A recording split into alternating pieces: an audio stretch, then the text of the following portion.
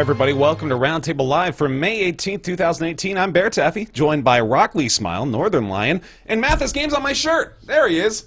Hey, oh, there he is. I brought him with me and ready to go. He's off today, and wouldn't you know it, we had the biggest honey pop story of the year drop the week that he's departed, unfortunately. So we'll have to save that for next week because he's going to get into that meaty discussion, I'm sure. Update the Pip Boy. It says crippled. Oh, right. Mathis's spirit has been crippled. No more. I wish no more it honey was. pop. Why didn't he make an interactive Pip-Boy Fallout shirt? That would have sold so much more. Yeah. It must have been like They saved it for the app, for the wrist thing. Yeah, it's got to be it. We got a few things to talk about this week, though. It might be a shorter episode than usual, but we're going to talk about what we've got, and it should be a good time all the same. Feel-good story to start off the docket this week. The Xbox Adaptive Controller was announced for coming later this year. Just a really remarkable product that they've come up with, and we'll talk a little bit about that at the top of the show today. And then we get into a sadder story with the announcement of the closure of Boss Key Studios, which is, of course, the new studio headed by Cliffy B of Gears of War fame. They put out Lawbreakers and Radical Heights, and now are no more. The Council has released episode 2 of the episodic series. We'll be talking about that this week, along with going into the VR zone once again with me. We're going to talk about Beat Saber for a little while, a new early access title over there on the Vive and the Oculus. And then a new roguelike has hit the streets, and it's pretty damn good based on our early impressions here, and a lot of people are getting really into it. It's called Wizard of Legend. We'll be talking about that quite a bit on the show today, and then we'll just get a little bit into what we've all been individually playing this week as well to wrap up the show. So, again, not too much for the docket, but we'll talk about what we've got all the same, and it should be a good time. To start off, the Xbox Adaptive Controller coming later this year. It is a new initiative from Microsoft, kind of came out of nowhere, and was not, of course, it's not something you would consider the most profitable endeavor from Microsoft, which is usually what their MO is, but it's certainly nice to see all the same. This is a wonderful new product. And Nick, I know you know a little bit more about it than me, so would you please kindly go into a little more detail about it? So the premise is that it's going to function as something of a base station for I think it's like about 14 different ports on the back of it for different compatible devices. Yeah. So the front of it it's like 2 discs and the pad, and I think maybe like a start select, whatever they're calling those these days, buttons. But yeah, the big deal is mostly that it is mountable and then has all of those accessory slots on the back as well as 2 USB ports on the sides. So depending on whatever your situation might be, this is sort of the beginning of being able to assemble a device that is accommodating for whatever your specific needs are. Now, they mentioned the price point being $100 for this base unit. I'm not sure how or if that factors in anything to do with the peripherals or what the timeline of those peripherals might be. But that is definitely kind of a big part of that conversation, considering, beyond what that device is by itself, we don't really know what else you'll be able to do with it yet. Right, yeah. In that video I saw, the lady that was talking about it had some sort of looked like a nunchuck from a Wii that she was using for the control stick. So I assume there's going to be some basic stuff like that. Maybe you can buy a specific button. All the buttons are mappable to a specific unit. However you set it up, it's all customizable. But, definitely great that it's that customizable, that changeable, and then it's just going to be up to Microsoft where they take it. And they said it's going to be in development for a long time, so there'll be probably a lot of peripherals. Yeah, it's fantastic. Like, it's, again, just really easy to feel good about a story like this. Microsoft reaching out to those who are less fortunate, the disabled out there who may not be able to enjoy their gaming hobby anymore, now probably have the freedom to do so, or at least will once the controller hits later this year. It sounds like they're still targeting a 2018 release for it, so cool. Yeah, Good why stuff. not, right? Yeah, I like it. I think this is the only major effort that I'm aware of by a big developer and publisher to actually address this issue, which is kind of incredible given how long gaming's been around. Now that I think about it, yeah, like I know I've seen, pardon me, I've seen like specialized controllers before, right? But I've always just sort of assumed they were like specially built for the individual's circumstance, and there's never really been, like you said, a big company coming out, like even Mad Catz or any just generic controller or peripheral company has never really tried to attack this problem. So it's cool to see this from well, someone it's as big as the Microsoft. second time Microsoft has actually done it, because like the original Xbox Duke controller was made for people who had hands the size of honeydew melons.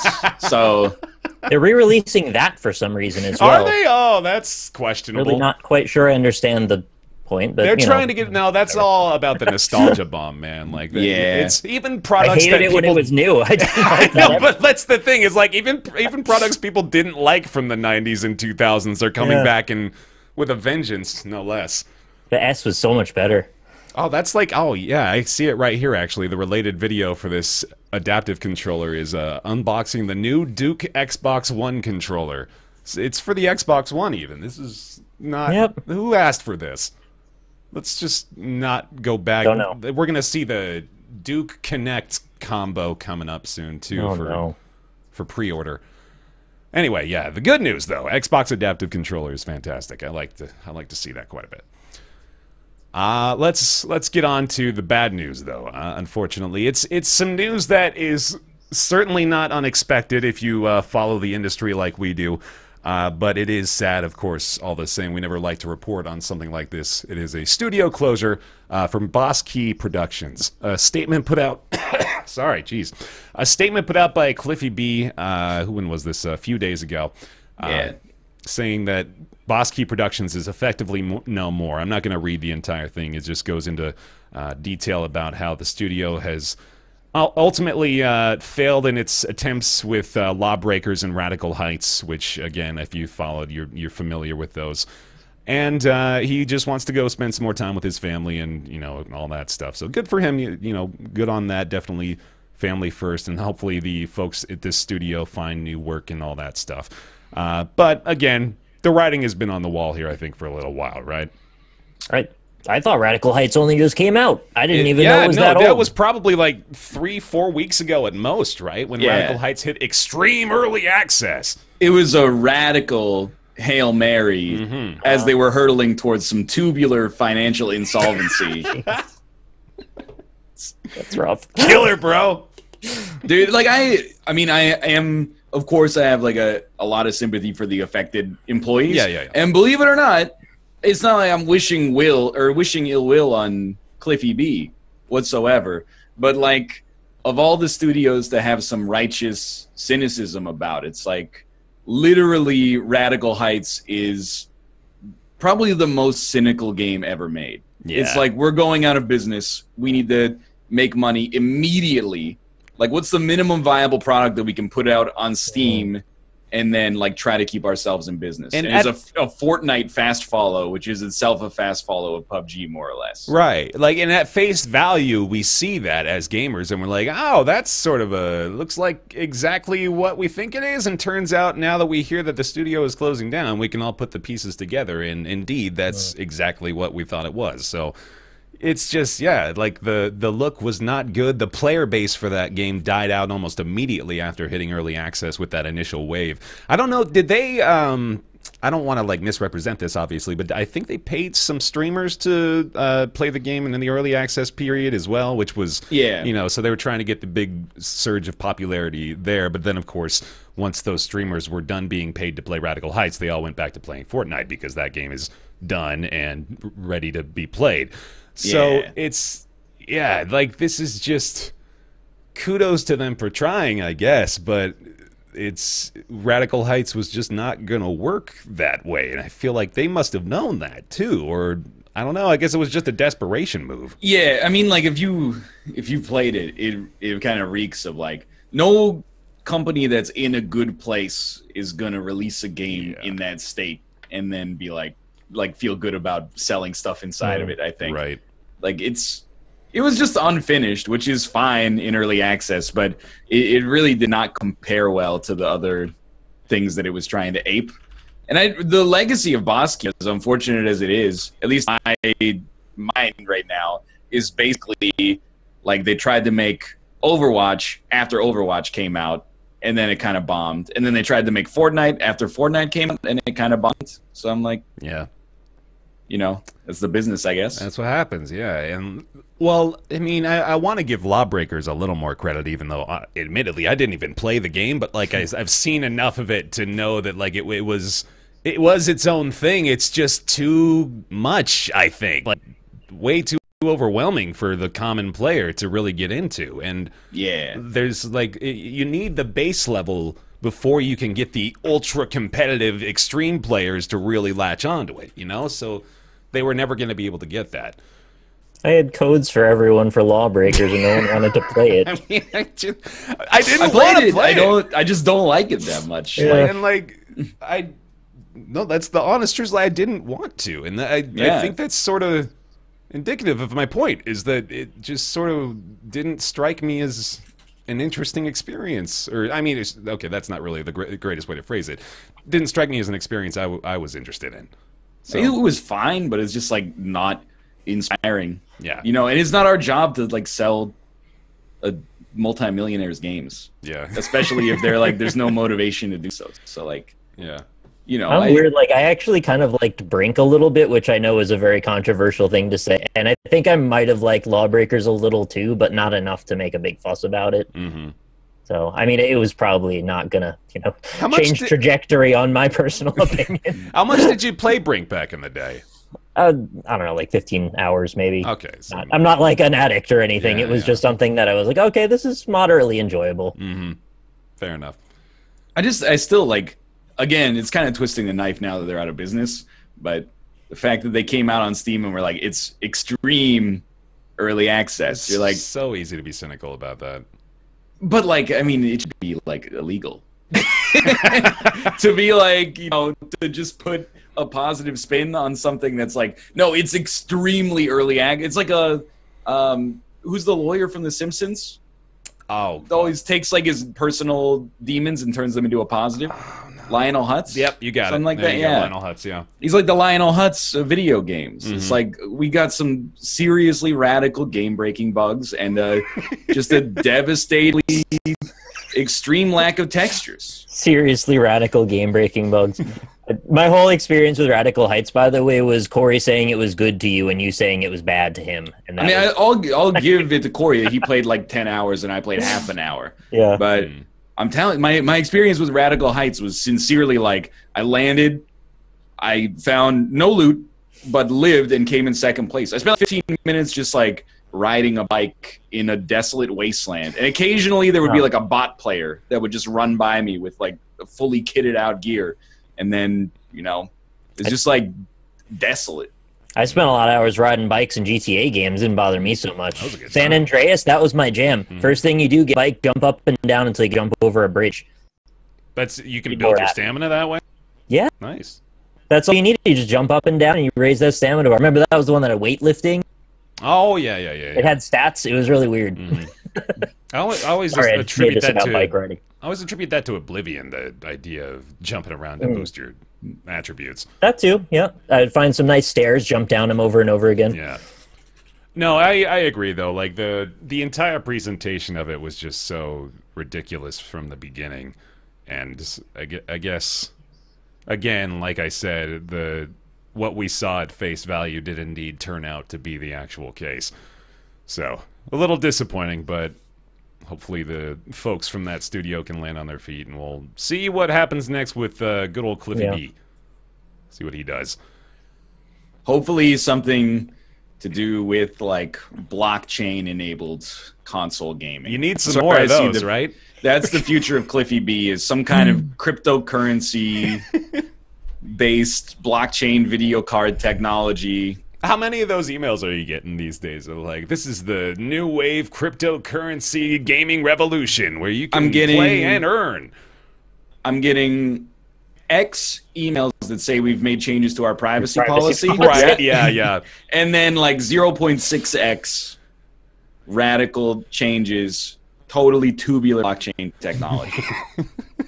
I was at a coffee shop the other day, and sitting at the table next to me was this like 60-year-old guy, and he was trying to explain cryptocurrency to a lady probably about the same age, and it was just kind of difficult to listen to, and you can't be like, please stop talking about this because it's not my conversation to have. It's like if you could make a dollar, but instead of like most money that just metaphorically and figuratively destroys the world, like it literally destroys the planet.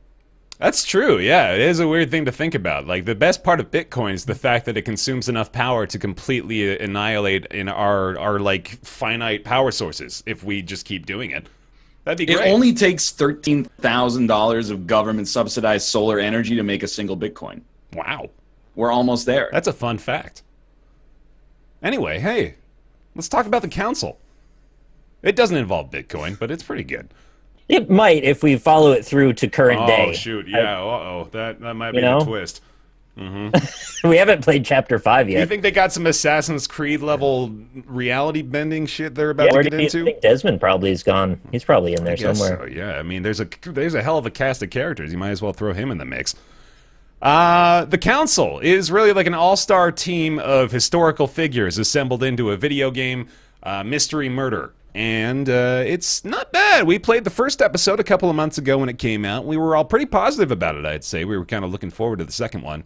And Nick played quite a bit of it. I've played a chunk of it, and we have opinions. I'll let you go first, Nick, because I know you've played quite a bit more, though. You say an all-star cast, but do we know who Godoy is yet? No, and like there's a couple people who we sort of just met at the end of the previous episode that have just kind of been tossed into the mix. Like, oh, and don't forget these two. You got to figure out what they're up to, too. Well, so I really, really liked episode 1, and I was extremely excited for episode 2, and it's so much to the fact that like I wanted to play as soon as it came out, actually. And they changed the focus of it a little bit, and I don't want to like reiterate the point of the entire first chapter or episode, but it was a little bit more structured in short bursts of exploration, looking for items, and then like conversational battles and stat management, which sounds odd, but it works somehow. In a strangely balanced way, it works. This new episode that just came out kind of changes the pacing of it a little bit, and I don't want to spoil anything about it because it's definitely worth playing if you're interested in the game. But it becomes a bit of an investigation at the first point in the first, or rather the second episode. And the investigation involves walking around to all of the rooms in the manor and speaking to all of the characters that you've met so far, and just kind of taking in information. And I mean sort of passively taking in information. Like you can just endlessly walk around and talk to them. Not a whole lot changes. Like they add maybe 3 or 4 points depending on things you find during this investigation. And you do have to actually think pretty strategically about the situation. You do have to actually pay really close attention. There's a lot of red herrings in what they're trying to feed you. And you kind of have to cut through the BS and do as you would do in a real mystery and figure out the actual perpetrator of the thing. And that on its face is rather exciting. However, I think it just took a little too long to get all that information in. There was a little too much walking around aimlessly for my personal taste, not knowing what really was going to be important because there's so many red herrings. And then they cap off the end of that first...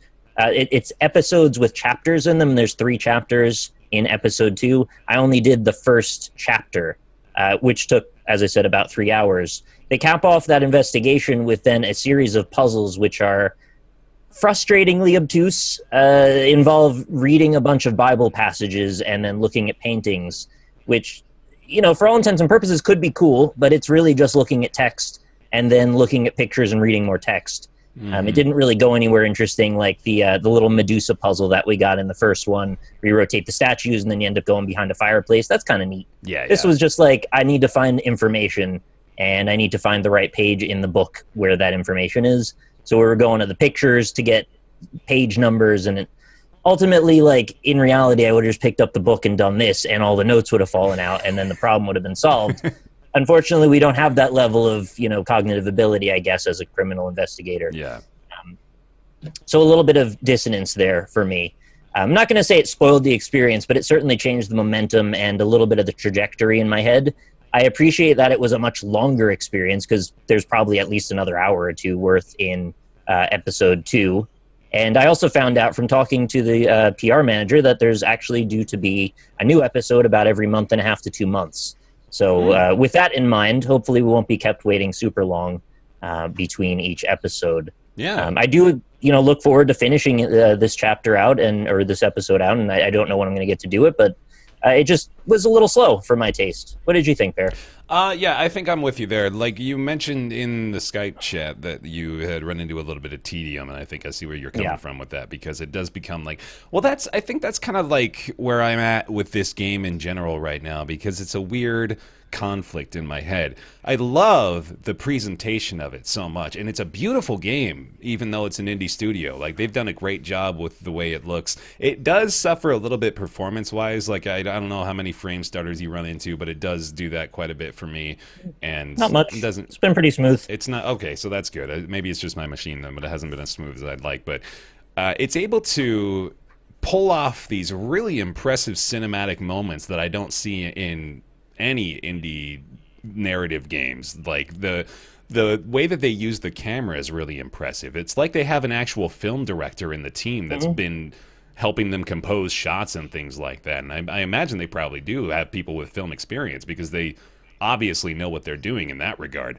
And then there's moments where they'll like be zoomed in so close on a person's face where like it'll be like a side profile and their mouth will be moving, and like that's the kind of stuff that you could not even attempt to do 10 years ago without it looking completely ridiculous, you know, because like it'd just be an assembly of moving polygons that looks absurd, and your cinematic value is not because you're trying to show something that doesn't look good. Whereas with this, they don't have that problem. It looks pretty damn impressive that close up.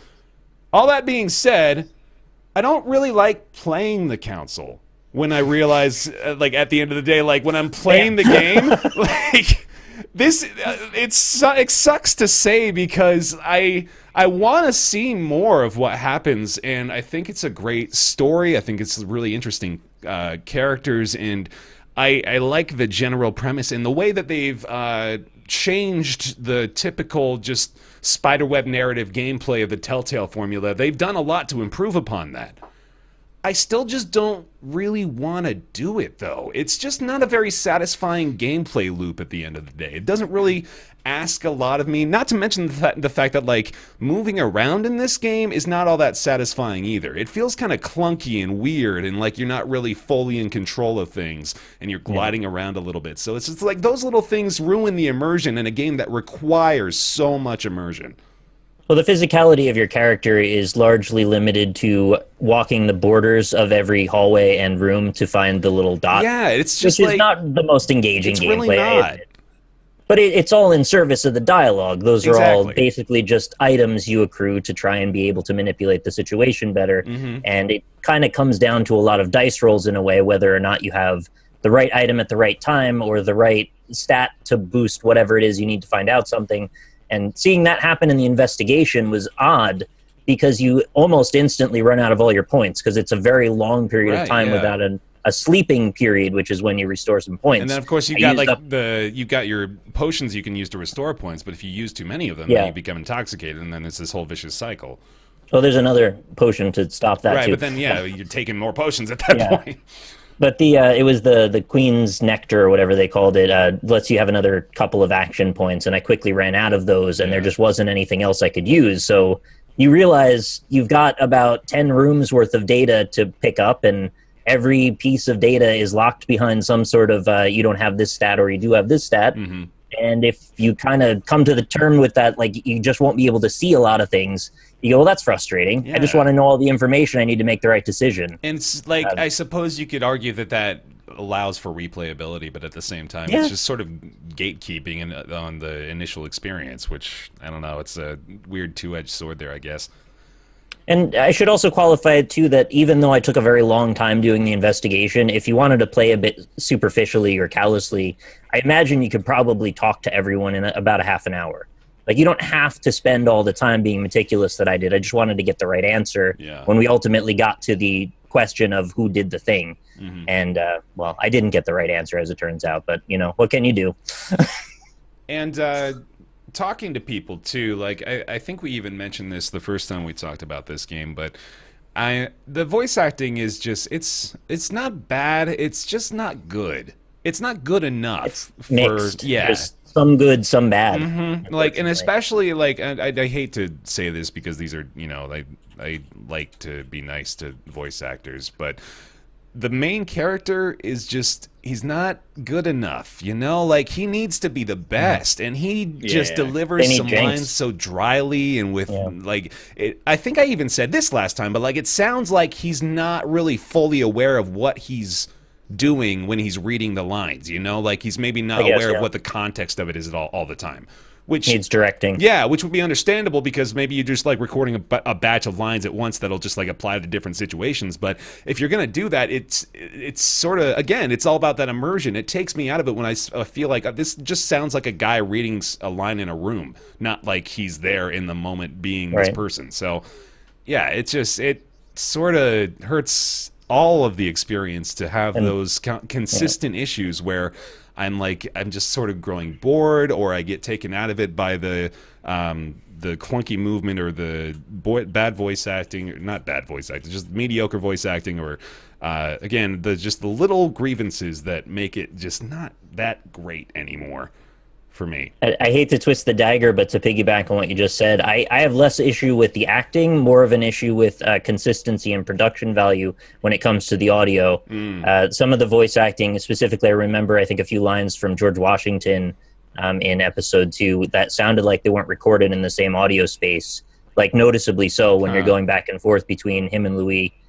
They sound like they're in different rooms and not of the same characters. Like a couple lines they forgot and had to have him email to them later on or something like that. I'm not going to put words in their mouth of what happened, but it just doesn't sound good the way some lines do. So that's rough, and it sucks. It's not like a deal breaker. It's just, I wish those things were polished, but it's still an okay game. I really don't want to come down too hard on it. No, I really did. Like, I tried my best to preface all this negative stuff with the fact that I love so many things about it too. Like, it is honestly an extremely impressive game. It's done a lot of great things for the narrative genre. If you like these kind of games, I think you'll find a lot to really love about this, even though, again, we have these few issues with it. But it's just, for me, I'm struggling to find the motivation to continue on with it because it's just sort of lost me now.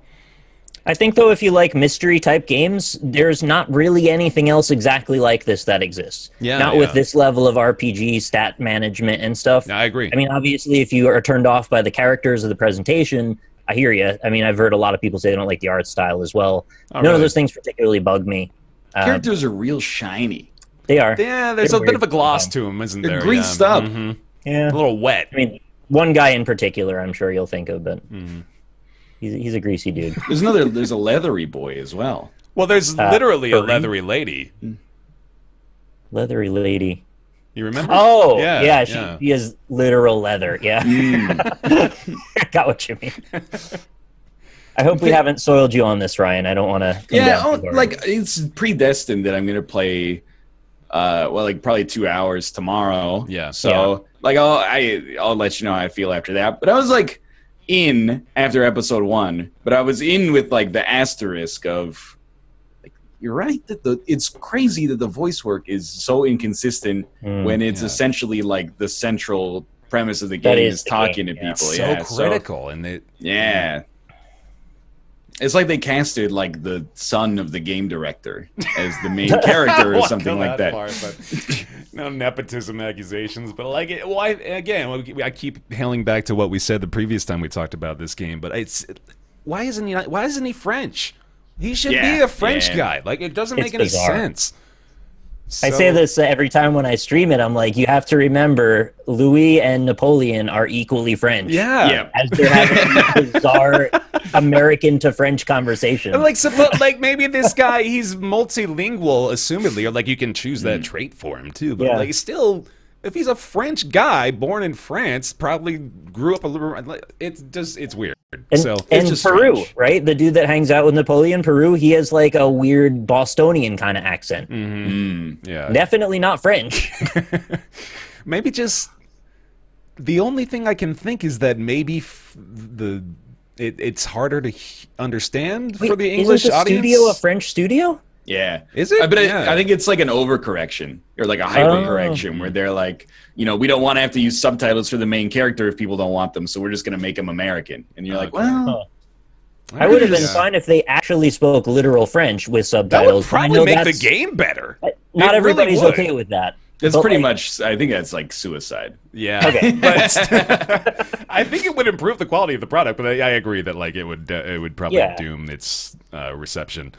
I wouldn't have faulted them if they just did a French-sounding accent in English. That would have been fine. But just this strange, just straight-up English with then he speaks words in French that are very French. Yeah, Yeah. Says them that way. yeah. It's odd. Yeah, it's interesting. Anyway, the council it's $30 for the complete season. So if you're interested, you can get it now, and you'll be able to get all the episodes as they come out over the next few months. Again, Nick said they're looking to release every 1.5 to 2 months or something like that. Does that sound right? Yeah, something like that. I mean, it sounds like you're probably out, Bear. Me, yeah, I don't think I'm Yeah. gonna be following it anymore. Like I want to like I'll look at the trailers for the new episodes Yeah. and see whether or not it catches my eye again. But It seems like a bad sign on episode 2 of a Well, 5-episode arc. I don't know. I'm gonna try and stick with it. If it gets really dull, I'll let you know. But most likely, I'm gonna try and play it through all the way. And I still want to recommend the game as long as you know what you're getting into. Like, watch a little bit of footage of it before you buy it if you're on the fence. Yeah. Because despite all of these weird, rough edges, I still think there's a really good core to it. There's a lot of replayability too. Like I was harping on it for trying to kind of gatekeep content that way, but it is an interesting way to present it so that you have different routes to go on next time. So there you go. Yeah, the council's $30. It's on Steam right now. Let's talk. Okay, real quick. Go ahead and. Oh, VR time. It's time to enter the VR zone. Not actually sponsored by Sennheiser, even though it looks like it. It certainly does, doesn't it? Yeah, that's weird. It's time to talk a little VR. I'm going to try a new approach for you. I'm not going to get excited at all about this one. Okay. It's Doubt the it. best VR game I've ever played. Wow. Oh, but you said that like last week about I know, yeah, but the gallery. I know, but like, I'm not excited about it, so it's different. Oh. This is Beat Saber. So this game has been in development since 2016. I believe I actually may have. No. You know what? I just realized what I did play. Not this, but I played a game similar to it called Audio Shield. I believe. Yeah, I remember And that. That was a game where you had blocks coming at you and you had to hit them with your hands as they came by. This is like that, but you have a lightsaber, or you have two lightsabers. You got a red one and a blue one. It's a combination of DDR, Guitar Hero, Fruit Ninja, and Star Wars, I guess, but really just the lightsaber part of Star Wars. And it's, again, I'm not excited at all about it, but it's really, really fun. It's really, really, really fun to play. And I think it's probably like tailor-made for me too, because it is a rhythm game, which I love. It's in VR, and you know I like that. And it's like so fluid, smooth, and the blocks move like exactly with the rhythm. The way that it's made, I think that's probably what sets it so far above Audio Shield in my mind right now, is the fact that with Audio Shield, you would go on and you could like play any song you want on YouTube or whatever you had, right? But the blocks would come at you and it would just sort of feel like you're kind of going with the music, but not really. With this game, every single song that I've played so far, there's not too many, by the way, but it is early access, so they're going to be adding more. But every single song that I've played so far, it really maintains the flow of your movement so well, and that is so critical for games like this. And the full body experience is fantastic on top of that. So, of course, you've got the blocks that'll come at you that you have to hit a specific direction with the lightsaber, either down, up, and then like there's some angled ones too if you play on the higher difficulties. But then there's also these obstacles that will come at you. So it's like hole-in-the-wall style. There will be these giant red walls that'll come by, and you have to jump and dance out of the way while also hitting blocks, and then like duck underneath one and try to go like this while hitting blocks at the same time sometimes. And that's pretty much it. It is fun as hell, though. Like, I'm going to go back to it for sure. And this is one of the few games that I'll be going back to. Like, Gorn was one of them. The Gallery, obviously, is now one of them that I kept recommending. And now this one, I can see myself maybe even playing this for hours. Like, I can see myself actually getting competitive with a game like this. Because I got so into Guitar Hero and Rock Band back in the day. Like, I was trying really hard to be good at it and be, like, a top leaderboard player. Same with Amplified too, a couple of years ago when that came out on the PS4. I was really into that one as well. So like, this is the full body experience. Obviously, it's a bit more daunting, but it is addicting, I think. It's got 2,700 Steam reviews right now, too, which is nuts for a VR game. That's, like, insane. And it came out on May 1st in early access. So this game has gotten a lot of hype and a lot of people following it. There's a lot of cool videos on YouTube as well that people have that I don't remember what it's called, but there's, like, a green screen setup where you can see the VR stuff all like coming mixed at you. reality? Yeah, exactly. Yeah. The mixed reality displays where people can show you all the blocks coming at you and their actual bodies are there, which are really cool. Even a few from the studio themselves, actually. I believe they put a few up just to demonstrate it. But yeah, it's pretty phenomenal. I'm going to be going back and playing more for sure, and I highly, highly recommend it. It is a blast. Beat Saber. Saw a couple of GIFs of people playing it on Twitter, actually, and it looked very cool, like laser drumsticks. It had a sense of physicality to when you slice the blocks that looked really satisfying. Yes, because it moves exactly where you slice it. Right, it's like they break apart just there, 1-to-1, and it's like yeah, I love that, dude. Someone in chat said Cobalt's playing it right now. Oh, really? And I just went to his Twitch channel, and you would really, from what you said, I pictured like Kill Bill. Yeah. And what I see is more what I would look like playing the game. It's like him really clumsily kind of walking around and waving his arms in the air. I'm like, yeah, that'd be me. Would you put a webcam up when you're doing VR? Absolutely not. No. It takes a lot of courage. Like this is it's like the VR goggles are like a reality distortion field that make you feel cool while you look silly. Do you think he'll copyright claim me if I put his stream up on the podcast for a couple seconds? He might take it the wrong way. I doubt it, but I would ask. Yeah. No worries. All right. Yeah, this game That's looks great, fun. though. Yeah, it's awesome. And I don't ever want you to get the wrong idea, Bear. I'm actually really happy that you're so enthusiastic to play these VR games. I'd be right there with you. I just can't. I'm just frustrated that I can't because I want to play. This looks great. Mm-hmm. It's so much fun. This is the easiest recommendation for VR I've made by far. It's just like, I think everyone can have fun with this. It's a blast. Is it cheap? It's $20, and they may raise fair. the price when they add more songs to the library. So just be aware of that if you're planning on getting it. It's like, I think they only have maybe even like 10 songs right now, 10 or 12, I can't remember. But again, it's just like, it's so satisfying the way that you can tell that they put a lot of time and effort into making them line up so well with the beat and with the music. Like, it just flows so perfectly. It's great. When are they going to make boom blocks for VR? It would be the perfect fit. Yeah, that'd be cool, too. Nobody else but me liked that game. Mm-hmm.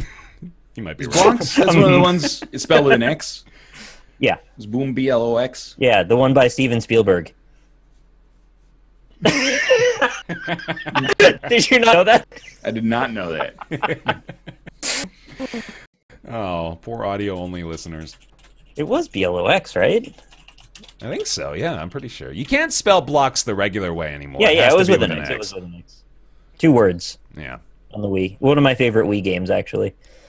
So there we go. Beat Saber. It's early access, $20 right now on Steam, and they're planning to have it done before the end of the year 2018. So there you go.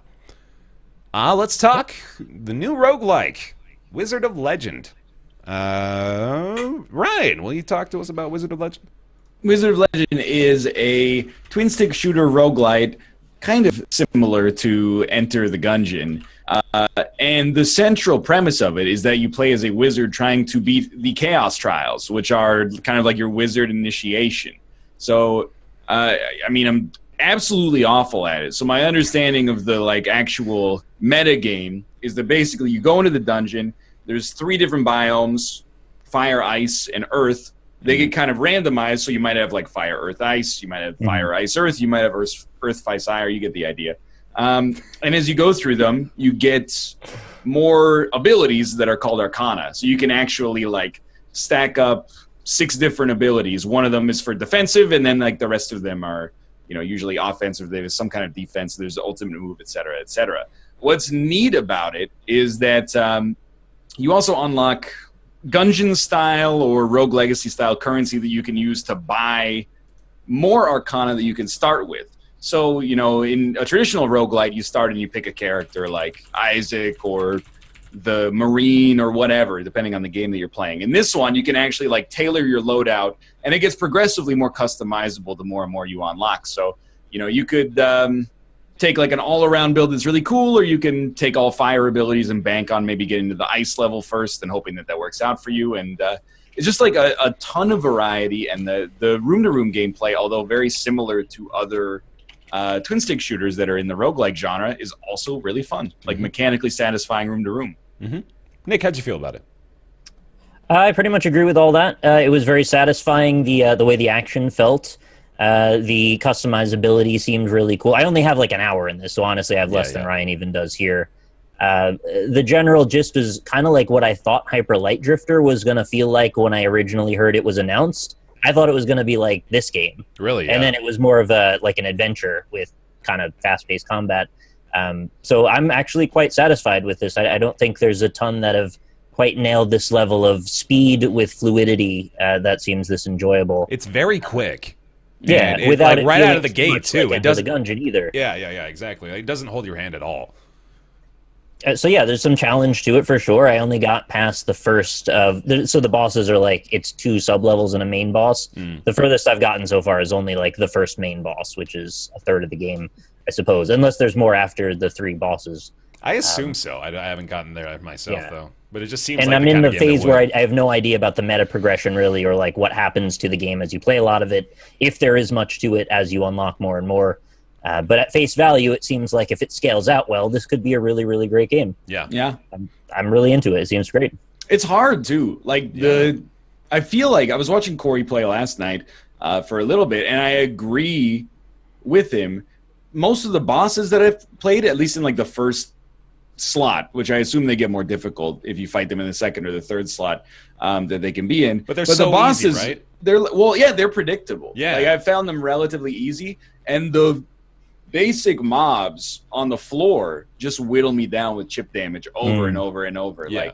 Like I think it's part of learning, I guess, the language of the game, and like when you can. It's kind of like superficially similar to a fighting game or something like that, where, you know, right now I'm basically like, oh, there's an enemy, I think I should just be able to left mouse on them with my quick attack until they die, but sometimes they just, you know, sneak in one attack in the middle, or, you know, you can accidentally get bodied off a pit or something like that, and HP is really hard to come by. So it's I oftentimes find myself like, you know, in Isaac, and again, it's too early to really compare them apples to apples, I guess, like this, but in Isaac, if I get down to like a half heart, I always assume I have a chance to pull it back. Yeah. And then in this, I'm like, if I get hit 4 times on the first room, I just want them to kill me. I just want you to like just destroy me so I can respawn and like have a clean slate, because I really feel like you can't come back from that right now. But do you think that maybe your opinion of that will change with more experience, or do you? That's think the thing. Like... It's definitely possible, I guess. Yeah. But maybe we're in the just the early adopters period where it's going to be tough goings early on, and like I'm feeling certainly right now that I could probably get to like the second main boss. Like right now, if I booted it up, I feel like I'd be capable of that, and then like maybe a few hours down the road, I'd probably be able to get all the way through. But it is, I think you're right in that the primary challenge comes from the main enemies, which is sort of interesting. Like, I think of a game like Dead Cells where it's the polar opposite almost, where your normal mobs, especially early on, are just sort of like fodder where you can just hack through shit and it's not even a big issue. But then you get to the bosses and they can completely kick your ass, and they'll do all this fancy stuff dancing around you and throwing crazy moves. But with these bosses, they're, like you said, they're sort of easy to predict, and they're just sort of simple. They get stunned really easily, it seems like, and all of them get stunned, which is, it seems like it should be like a unique thing you can do, but it's maybe even just unique to the bosses, which I think is interesting. But it's still not as, this is a weird point I have, but it's not as appealing to me as the Gungeons and the Isaacs of the world right now. And I don't know 100% why that is. I think A little bit of it has to do with the art style, which is not all that appealing to me. I think it's just sort of, and it's a little messy on top of that. Like, there's a lot going on screen most of the time when you have like 5 or 6 spells and you're going to be casting them all at once. If you don't know what's happening, you can understand if you're a new viewer coming in to watch a stream of this game, you can pick up pretty quickly like how it's played and what's going on and the UI and all that stuff. But like just watching what's going on it reminds me of Risk of Rain a little bit in that it's just like all of a sudden when you have 5 or 6 things going on, it's just a mess on screen, all this shit happening. Then like it's maybe I'm just a bit of a pansy. Because I don't want to try to relearn a whole new roguelike system and try to get better at this game that is very challenging up front.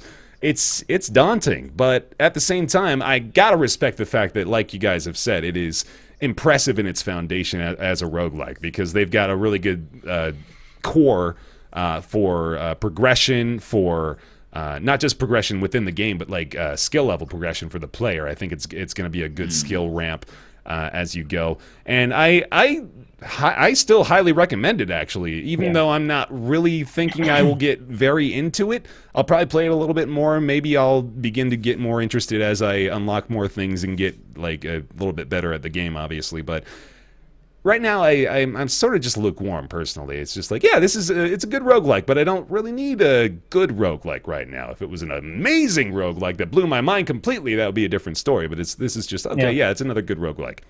That all seems pretty fair. And, you know, I have an odd comparison to make also, and I think partially I'm feeling a little biased now that I realize my comparison. It's tickling the same part of my brain that the combat in God of War did. And I know that's a silly thing to say, but a lot of what took me time to understand why I was enjoying that was it was the managing of the cooldowns and corralling the enemies in various ways to use the right strategy. Yeah, I completely see that now. This game has that, as well as a good degree of customization. And as in God of War, you also kind of have to bear through the points where everything gets so chaotic. You are, that's that guy over there. I've been doing that like literally every time you guys say that. Yeah. There's points in God of War where it gets extremely chaotic. Everything's exploding, everyone's running and slashing, and you kind of don't know what's going on, but you have to trust in that you know, like, the timing of things, and then it just works. Yeah. I kind of felt that a little bit while I was playing that.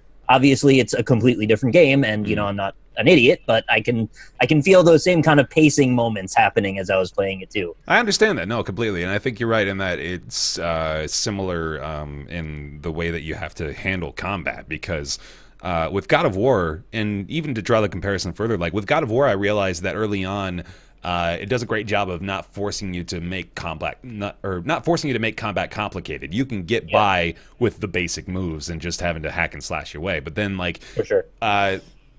Another weird comparison to draw, but like kind of Mario Odyssey style, it does a great job of like giving you the basics early on, and you have a lot of tools at your disposal right from the start. You just aren't really aware of it, and you can like begin to realize that like if you combine certain skills, or if you like drop the axe and then start to punch, pick it back up, etc., etc. Like there's complicated shit that you can do, but you just have to try different things. And I think, bringing it back, reel it back in, I think that Wizard of Legend has kind of a similar appeal, where it's got like, you can just spam skills and probably get by to like the first boss and do okay, but if you begin to really coordinate and figure out when your cooldowns are going, when the best cycles of spells are, what your combos are, like that's the kind of thing that's really going to get you over the hump. Yeah, I was tempted to want to make a meme out of it and then compare it to Dark Souls, but you know what? No. We could probably, it's like, you know, it's the Kevin Bacon thing. It's like, how do you get to Dark Souls from 5 how many games? points from Dark Souls is any particular game? And they can't be more than 6. No, I think you could probably get like 2 at this point. Yeah. Well, God of War is basically just Dark Souls, so yeah, there you go. You got it. All right. Ryan, you got anything else from this one, Wizard of Legend? I think, like, I mean, tentatively, I think I'm more positive on it than you are, at least. But I think, like, in terms of art, I have, like, I see things so flatly. And I'm like, it's functional, and then some of the animations I thought were really, really nice, actually. Yeah, no, that's true, actually. Like, the animations are impressive, for sure. I will definitely say, like, in contrast to Gungeon, you do, or at least I sort of feel like I'm like a 2D sprite running on a flat plane, basically. So it definitely feels like it has a lot less depth, which it takes away from it a little bit. But I don't know. There have been runs where it's really clicked, and I've hit that level of roguelite magic that you hit like once a year. Yeah. And you get that magical sort of game where you're like, okay, they got the balance right. Like the same way that Dead Cells has done in the past in Gungeon. Isaac, of course. Yeah. Maybe, I know Spelunky's kind of like revered, maybe a strata higher than that. But I think it might get there. I'm going to give it a lot of more time, I think, for sure. Because Good. I've had runs that are just complete fizzles. Like none of the elements work together, and I do think I struggle with like the signature arcana. Like I never know when the ult is ready and whether or not you can actually save it. There's like a weird charging element too, right? Where you can, if you have, well, depending on the skill you're using, I suppose, but like you can either save up the full thing where you get like a power orb that you can pick up and that gives you the big super blast, or you just have like a normal version of the signature move, right? Is that what you're talking about, or are you talking about? Yeah. I guess Chad's saying it's based on like your blue meter that's under your health bars. Okay, that makes sense. It's ready and then it's on a timer. I see. But, when you get one that works well, like I had one just as an example where there's like a water arcana or an ice arcana that knocks enemies away and then it brings them back in front of you. Mm-hmm. So what I was doing is I would walk in and like knock a big group of enemies away. They'd be deposited right back in front of me. And then I'd hit them with an ice spear that like sends them back in the direction that they just came from. And by doing that, I was having like some awesome combos. Then I have other runs where it's like, okay, I have like lightning and like a fist. And then when I try to use the fist, I take chip damage almost every time. When I try to use the lightning, they're just not having it. So I'm definitely like, I think there's a lot more intricacy in trying to learn like even just the basics of the game. How much? I also feel like the floors kind of like the gambits on the floors. I don't understand quite yet. The curses or the curses, and then like, hey, give me one of your arcana, and then you can pick one from my hand, and then if you give me an arcana, I'll upgrade your robes. Like some of them, I'm like 50-50. Some of them, I'm like the one where you give the guy an arcana at random. And then you pick one from his hand at random is just garbage. Yeah, I think it's like, weird. Like it doesn't make any sense. It's like you have a deck where like everything has a spot, and then they take out like slot number 4, and then you pick one out of his hand. It's not guaranteed to be the 4th slot. So sometimes it's just like, oh, I got a strictly worse version of what I had in my first slot. You're like, I'm not gonna. I don't want to touch. If you could like follow the cards, that'd be maybe arguably better. But I mean, maybe you can actually. Yeah. Not like I know what any of the cards mean yet anyway, but so like the thing about that too, I wonder how much synergy there actually is with things, because obviously with elements you can do certain, like if you put water on things and electrocute them, blah blah blah, but it's not like Isaac where certain items are just going to immediately mesh with others. It's sort of dependent on elemental synergies and the way that things logically would work, I suppose, but I don't know how much potential they have there. Certainly not as much. Again, I hate to do this to him all the time, but certainly not as much as a game like Isaac, which has near infinite potential in that regard. And for replayability's sake, that's certainly going to be a big factor, I think. Like, how often are you going to get excited about getting the ice spear again? If it's just going to be that plus the other things you have, and not the ice spear is now going to be a super lightning spear that does triple damage to water enemies and shit like that, So needs more notched axe. Yeah, definitely. That's what I would say. Oh, dude. Don't even get me started on some of because I've been playing booster pack runs without playing as the Forgotten, and I'm like, oh man, that's right. There's a lot of trash items in this game. I bet. When I played as I know we're not talking about Isaac, but I played as the Forgotten for like 2 weeks straight, I was like, this game is incredible. It's a masterpiece. And I played as Eden on the booster pack save file, and I was like, ugh. Still, like the game is still really good, but the number of times you like just get 4 shitty spacebar items in a row in your item rooms that don't do anything for you is just like, come on. Yeah, that's got to take a lot of the fun out of it. Anyway, Wizard of Legend, not in early access, actually. Just sort of, this one snuck under my radar, too, which I suppose has been happening a little more frequently lately. I don't have my pulse on the finger of the nation, or finger on the pulse of the nation as much as I thought I did. But, yeah, it's out in full force, brand new release, just came out a few days ago, $16. or the OST bundle for $24. Do we it's very think good. Yeah. that this could be potentially the next roguelite that takes the world by storm? I'm I think lukewarm, you're but being self-aware though. yeah. There's some self-awareness in there. Oh, you're. I you? couldn't resist the Tumbleseed quote. Man. Ah. Sorry. I thought you'd know what I was talking about. Dude, this is damn also it. like on everything. Like, Oh, is it? I didn't know that. It's on Switch. It's on PS4. Good. It's everywhere. Great. Yeah. That was that's the awesome. worst joke because I just insulted Ryan, Tumbleseed, and Wizard There of was Legend, no and I didn't need to actually go want to there, insult man. any of them, to Jeez. be I honest. mean, the thing is, like, Tumbleseed is a really, really good game. It is. and, Yeah. I haven't you know. played. Did you play the updated version where they lowered the Holy difficulty shit. supposedly? No, I have not. It has 58 reviews on Steam. That's a travesty, dude. Tumbleseed does. Yeah. It's, Yeah, I know. 58. No, it sucks. Like I wish that game had gotten a little more. Like I feel bad because like I didn't play it as much as I expected to even. But like it's a bummer because it's a great game. It is really good. Anyway, yeah, Wizard of Legend, $16 is on Steam right now. You wouldn't believe the number of the reviews I just looked at that are negative and just say it has bad controls. God. That's the point. That sucks. Yeah, it's, Sorry, Tumbleseed. like, You didn't deserve that joke. they were always gonna have a tough sell ahead of them, man. Like I think I got like spoiled with my first experience with it too, playing it in PAX with that cool ass board that they had there with the double joysticks. Like that was the optimal experience for it, but maybe it just doesn't translate as well to joysticks or thumbsticks. I mean, okay. They should give this seed a gun. They'll play it. Freaking Don't they have a gun? Philistines? Yeah, there's rocket launchers in it, but Yeah.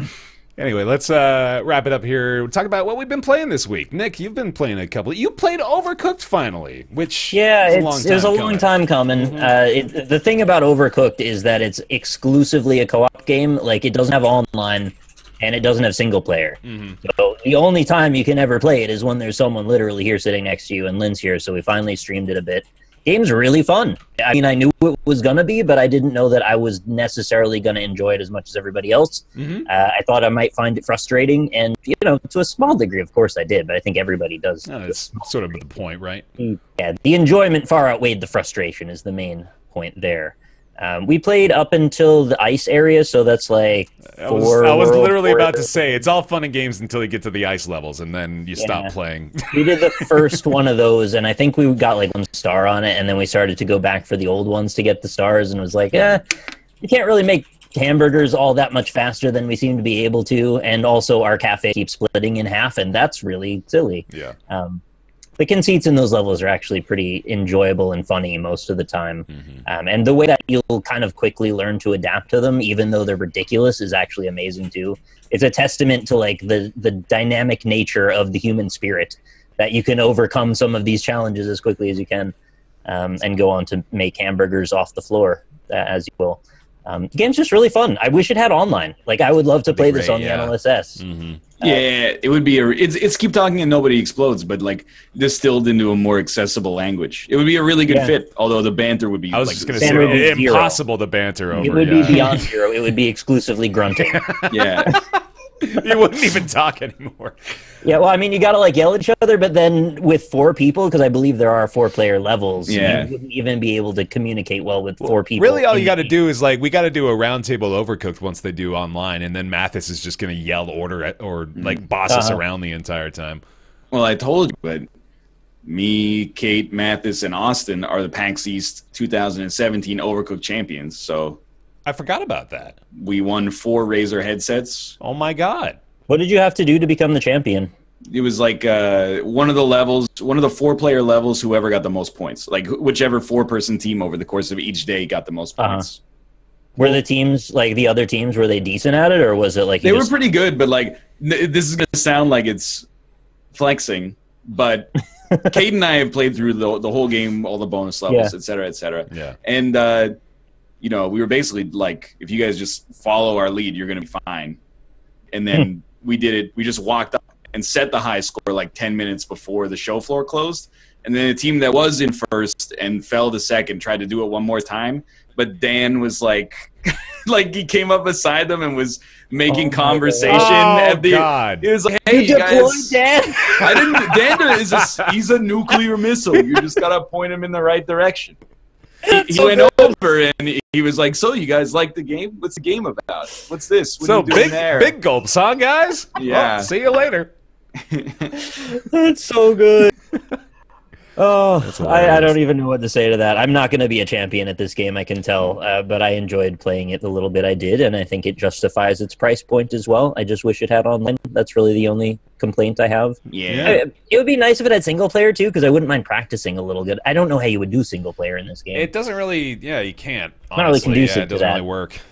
Yeah, the whole point of it is that it's like modularized, right? So, Yeah. you know, you have to pass elements back and forth between two players to do it. Right. I guess you could try and do an AI version of it, but yeah, it's just get mostly about the frustrating, right? communication. Like, you it just would probably not be worth bothering to set that up. You're right. Yeah.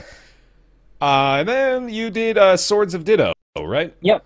Yeah, it was a co-op session, and we did both Overcooked and Swords of Ditto, both co-op games. And well, Swords of Ditto you can play by yourself if you choose to, but we did some co-op in that.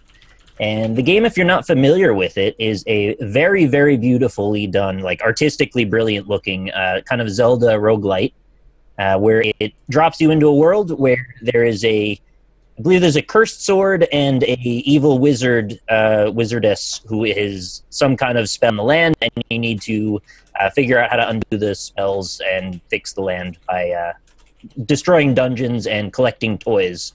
And if your character dies, it goes flash forward to 100 years later, and then you wake up as the next, prophetic hero of the world. It's basically like Zelda if, Link was a bunch of people that were all in a weird hierarchy. And you can bring a friend. So it's got some pretty fluid, enjoyable combat, very pretty art style and music. Decently challenging as well, I found. We were playing on the normal difficulty level. I'm told the easy is kind of a cakewalk. And I don't know what hard is. I don't really want to know, because normal was hard enough. And we just kind of wandered through some dungeons. We collected some items, ground for levels a little bit. We didn't get a lot in the way of items in the space of this time, and we didn't fully understand all the game mechanics, actually. It was presented in a bit of a slow-paced fashion, and there's a pretty long introduction that rolls out at the beginning, maybe like, I don't know, half an hour or so, with a bunch of dialogue, and you kind of meet the Navi of the situation that explains things as you go. I can't think of another game, though, that exactly functions in this form as this sort of like multiplayer Zelda, other than like the GameCube Zelda where you can play as 4 people. And I also don't know to what degree necessarily this game takes advantage of it being co-op, because it seems like you can do anything co-op or single player. So I'm not sure if it's like a crux of the game that you play with 2 people. That being said, I mean, it's reasonably enjoyable as it is. I think I just need to play a bit more of it to really know where I stand on it. Yeah. In the first hour, I was like, this is awesome. And then by the second hour, I was like, it's a little tricky, but like in a frustrating way.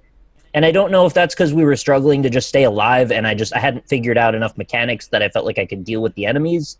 I mean, it might just be that simple. I was just bad. I was mad because bad. Yeah. So maybe with another hour or 2, I'll figure some of that stuff out. I would almost warn people, though, like if you want to get into this game, maybe try it single player before you bring a friend in. Because trying to like have a conversation and play the game and understand what's going on, it was all a bit much to take in at once. But it seems quality. I really didn't have much in the way of like serious gripes, other than just like I need to be better at it. Yeah. Looks adorable. Yeah, it's really nice art style. It's really pretty. Cool. Crisp, beautiful colors everywhere. Right on. Ryan, what you been playing this week? Well, I played a little Wizard of Legend. Yeah, of course. yeah. Slay the Spire dailies are like, they still exist. And they're not always the defect, which is sick. Yeah.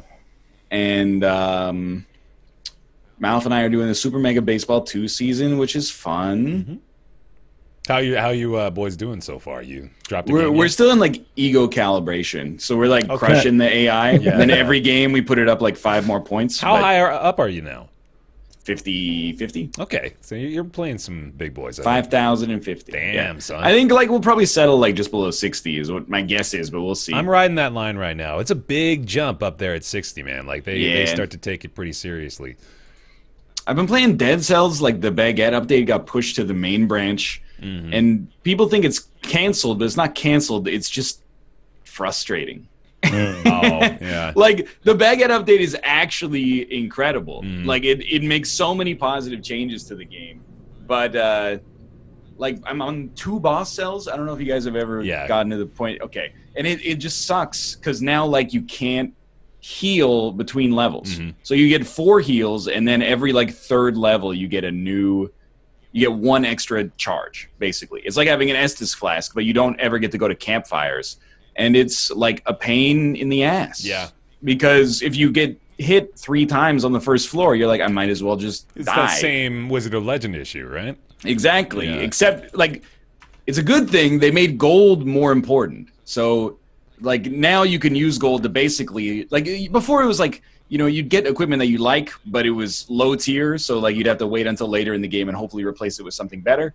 So now you can actually, there's a rework to the Forge where you can upgrade your crappy equipment and make it conducive for, like, late game run-throughs, but it's super expensive. So gold is now actually important. Yeah. So if you ever die early and you're on, like, 1,000 gold, you're like, well, it's like having a save round in Counter-Strike or something like that, where it's just demoralizing. So I still think, like, the game is very good, but the 2-cell grind is, like, it sucks. Yeah, like, yeah.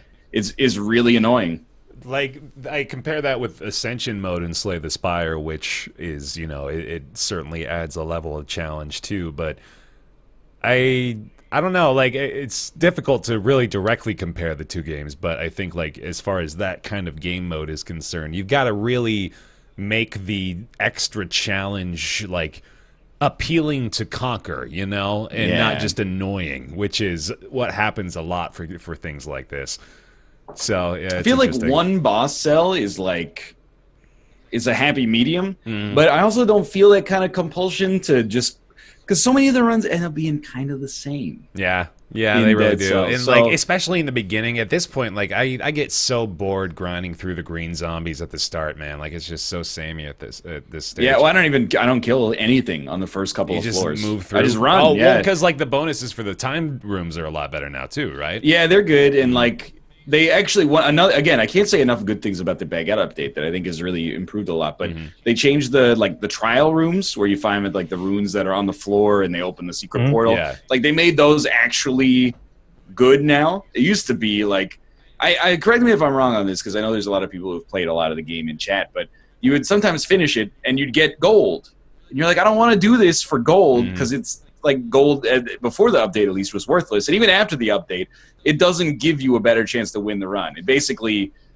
maybe it allows you to upgrade your equipment, but if you built up a decent enough base, you could probably do it anyway. So now it gives you scrolls now, which is nice. Yeah. But, like, so many of the runs, I'm just like, whatever equipment I start with or I find on the first floor, that's what my run's going to be. So, like, if I find 2 purples, I'm like, okay, purples. If I find, like, a red assassin's dagger, I'm like, okay, I'm just going to build red, like, the whole time. And it's just, like, it's just the same. Yeah. It's still fun. Like, the mechanics are still really good, but it's just it's a grind.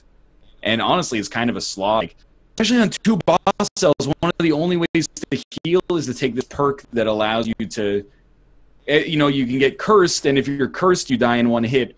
The perk allows you to heal 10% of your maximum HP for every enemy you kill when you're cursed. And you're like, okay, that's great. I can heal, except for the fact that if I ever get hit once, I go down to square 0. So that's really strange that they would do that. Sometimes, like, I don't want to get too far into it, because it's like the game is good. I really do like it, but it's harder to play than a lot of other roguelites for sure. Yeah, I agree with that. Anything else, or just mostly that? Yeah. I was going to say also regarding Dead Cells, I think it was like 2 or 3 weeks ago, we got, like, way into a discussion on, like, the door timings and stuff. Did any of that stuff change with the update, or it's all still the same deal? They changed the time doors to be, I think they have a more, let me put it this way, I think they have a less forgiving timer now. So I actually think you have to go faster. I think that's right. Oh, yeah. That was like the opposite of the critique we were giving. Which, again, it's just, it feels like a conflict, right? Where you're like, do you want me to kill enemies, or do you want me to just...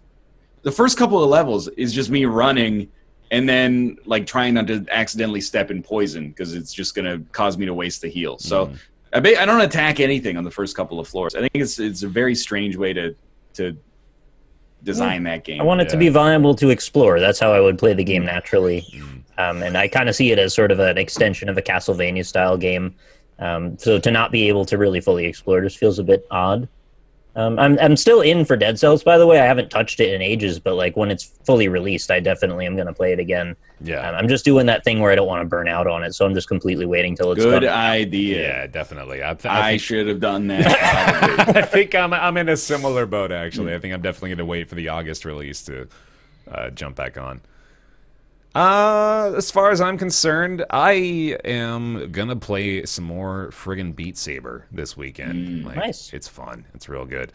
I'm doing my season, Super Mega Baseball 2. I'm doing an offline season for that as well. I'm also up to about 60, and that's been like, I'm trying to be okay with letting the computer win some games. Not letting them win, but like losing some games is okay because it's baseball. You're not going to go 52-0 in baseball. It doesn't make any sense. So trying to let things play out a little normally, but I also just like to win a lot. So sometimes I'll drop the ego down to 10 and hit 3 home runs. Oh, dude. So when I used to play like a lot of NHL, it would be like you'd have like an 81-1 season. Yeah. And when you lost, you were like pissed. They ruined it. I did that in 2K14 too. It was if I didn't average a triple-double and lead the league in every stat, that was a failed season for sure. All right. Anyway, yeah, that's what we've been playing this week. Next week, we've got a few things that we're going to be talking about. A couple new games coming down the pipeline. Nick, the one that you said to me before the show, can we... Well, Detroit Become Human is coming up soon, and also I'm looking forward to Agony, which is out on the 29th. Oh, shit. Okay. So that's not for next week, but the week after that, I should be able to get a play-in of that. I didn't realize that was coming so soon, You're too. a demon in hell. Yeah. We've been talking about that one on the show a few times, so I'm excited to hear about it. Yeah, it's been delayed a bunch, sadly, but, it's finally, hopefully coming out on the 29th, which is just the way. Great. What was the other one I said? I don't know if you can talk about it as the thing. It has a Steam page, I think. Does it? Let me look at that before I say so. If that's the case, then yeah, we can definitely talk about it. But... Half-Life 3. Yeah, you got it. Yeah, it has a Steam page, and Runner 3 is coming out on the 22nd, and I'll be playing that. Great. There you go. So that'll be another one for us to talk about soon. Yeah. Thanks so much for watching, everybody. Really appreciate your time here on twitch.tv/Roundtable Podcast, where you can catch us every Friday at 3 p.m. Pacific, 6 p.m. Eastern. Follow the channel to be notified when we go live that way. You can also follow us on Twitter at RoundtablePC and support the show financially over on patreon.com/roundtable. Want to thank those of you who have supported the show over there, that $20 tier and above, which include Dork Lord, Julian Abelsgard, Scrotty119, Ricky Gris, Casquashi, Brizzlebrit, Mediocrities, Justin, Jin, I'll Be There For You, Falco, Smurfette, Cowboy Chemist, Eric Schooley, Stephen Aoki, James Peeds, Peter Sinnison, Ellis Spice, John Kalchik, Thomas Games BR, Jakar Sampson with the dance number, Kolnar, Talks to Wall, Colby Klein, Greenlight, and Oren Saltzman. Thank you all so much for your continued support over there on patreon.com/roundtable. And hey, if you enjoyed the show this week and want to support the show yourself, feel free to head over there and pledge a few bucks over there on Patreon. It really does go a long way. Thank you, of course, as well to those of you who supported by subscribing to the show today here on twitch.tv/Roundtable Podcast, including Xerox, DeBarbie, Bird Wizard, Black Aeon, Neck You Soul, Dr. J. Wilson, Shanna Stoll, Raffle, Antichristy, and Benson and Hodges, I believe, is all of them. Thank you all very, very, very much for supporting the show. We appreciate your time, your support, and your beautiful faces, and we will see all of them here next week for the show, and Mathis should be back for that as well, so it'll be a good time. We'll talk all about Honey Pop. Oh boy, oh boy. All right. Thanks for watching, everybody. We'll see you next time. Later. Bye. Tomo's purring. He is. That's nice.